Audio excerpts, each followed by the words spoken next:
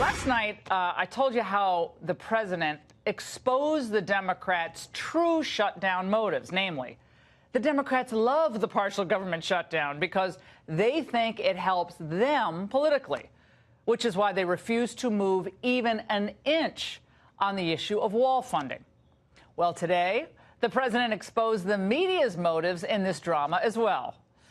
Now, rather than giving us in-depth objective reporting on the effects of illegal immigration on average Americans, all of you out there, on your jobs, on your schools, on your safety, and on your health, the media spend their airtime parroting Democrat attacks on the president's character and motives. His whole frame around this entire debate, the entire shutdown, the entire government is shut down over a scam. This is not a border security crisis that merits a wall. It's a humanitarian crisis. Where the president was incredibly disingenuous because he said that the shutdown is because Democrats will not fund border security. Right. That's just false. Now, before the president's speech last night, the media vowed to do their insta-fact-checking. Well, they wanted to do this in real time. President Trump preparing his primetime speech as the fact-checkers prepare for their version of the Super Bowl. The primetime pitch from the president that is expected to send fact-checkers into overdrive tonight. We're all going to be doing fact-checking, you know, here at CNN. They have been really throwing a lot of dodgy and false statistics around. What do you expect to see? Yeah, we'll be fact-checking relentlessly, Chris. Well, the fact-check squad didn't fare too well. I would have rather had the mod squad, frankly. In the aftermath of the Oval Office address, the media collapsed away from kind of the fact checks into old tropes and, well, some awkward admissions. 1 in 3 women are sexually assaulted some way on the journey. I don't know about that stat. I can't weigh in. Every day, Customs and Border Patrol agents encounter thousands of illegal immigrants trying to enter our country. Okay, so here's the fact. The fact is, while border apprehensions were up in October and November, that's not unusual. He was delivering a speech. It was so low energy that if Donald Trump were running against that guy, he would call him Low Energy Don. He was the first ever presidential address by a collapsed souffle. I mean, he looked defeated, deflated. Before it ended. I mean, it's just he looked terrible. If I was that crowd, I wouldn't talk about looking terrible, all right? Well, first of all, what happened to the fact check? It's kind of like, well, he said thousands of people coming. They just devolved into, well, he looked tired. Well, their latest tactic, and we're going to see more of it in the coming days, is to feature the sob stories of government workers who still, by the way, have not missed a paycheck. Well, watch carefully about what they're doing here. Rank emotional manipulation, pure propaganda. Now, how many of these segments did they do over the years on American workers who were pushed out of entire industries as unscrupulous employers hired them for cash or at a fraction of the salary? How many close-up interviews of victims of legal alien crime did they do? You know, then, by the way, those people aren't experiencing a temporary loss of income, but a permanent loss of a family member. Look at the front page of today's New York Times, which sought to frame the president's address this way. Well, see the photo.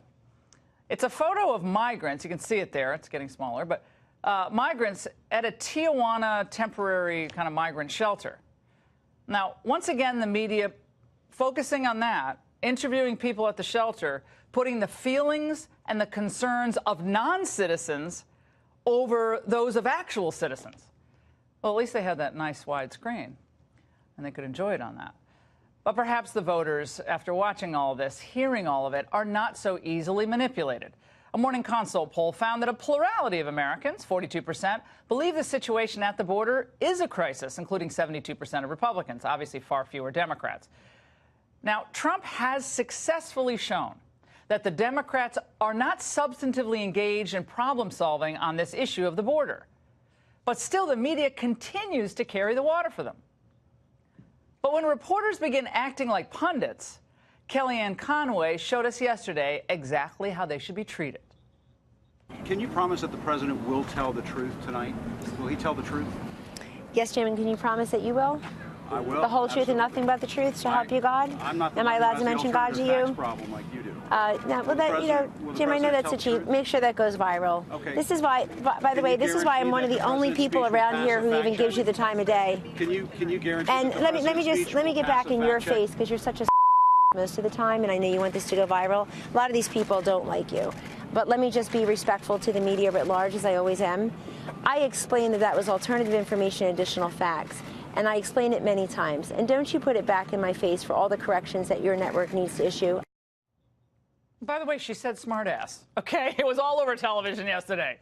It's better to just play it. She obviously has been learning, though, from her boss a little bit, all right? Here's the Trump smackdown of ABC's Jonathan Karl that happened today in the Oval Office as the president was actually doing the business of the country. A series of human trafficking bills were signed. Let's watch. Why not sign the other bills, though, so some of these workers can get paid, the government... You think I should do that? No, do you think I should do that, John? I mean, it's not for me. I mean, I watch your one-sided reporting. Do you think I should do that? Hey, John. No, seriously, John, do you think I should just sign? Well, the argument... No, tell me. Sign these bills that have nothing to do with John, do you think I should just sign? I'm saying that if you sign that, these workers can start getting paid. The government can So you would do that if you were in my position? You'd do that? I'm not in your position. You should never be in this position because you'd never get anything done. Goodbye, everybody. Thank you very much. Oh, it was devastating. By the way, the bills that were actually signed, human trafficking, which all these other administrations were going to do something about, Trump is actually doing something about it while all the other stuff is going on around him. And women's empowerment, Democrats are supposed to be all for that. Funding for all sorts of women entrepreneurship programs, Ivanka Trump's been working on that and others. That was signed into law as well. Didn't matter. Not going to cover it. But we got to play the pundit game with the president. Trump is dominating rhetorically and substantively. Tomorrow, he heads to the border, where he's going to, again, I predict, take control of the news cycle. Today, he actually went to Capitol Hill, and he met with congressional leaders at the White House before that. Again, the Democrats were not interested, though, in solutions, only in the sound bites afterward. Well, unfortunately, the president just got up and walked out. He just walked out. Again, we saw a temper tantrum because he couldn't get his way, and he just walked out of the meeting. Okay, no, the president decided that he had had enough. The Democrats just aren't operating in good faith here, so the president walked out, refusing to be part of their shutdown soap opera. He wants to get to yes. They want to stay at no. Of all the media outlets out there, though, the AP was one of the few to properly frame the situation. In a tweet, they wrote, Democrats put the blame for the shutdown on Trump, but it takes two to tango. Trump's demand for $5.7 billion for his border wall is one reason for the budget impasse. The Democrats refuse to approve the money is another. Well, guess what? The AP was lashed by liberals for doing that little tweet. Just look at the online reaction. Looks like my Twitter feed. AP fact check. Hindenburg was a very fine blimp, and Democrats failed to appreciate it because it takes two to tango. AP fact check. Authorities put the blame for Hannibal Lecter's murder spree on the serial killer himself, but it takes two to tango. Amazing. Well, Trump continues to be a powerful political astringent, as I like to say, and the face of politics, as usual, is feeling the sting, especially the ones we saw last night. Well, it ain't pretty. The real collusion, my friends, is in Washington. And it's the one that Trump has so masterfully exposed.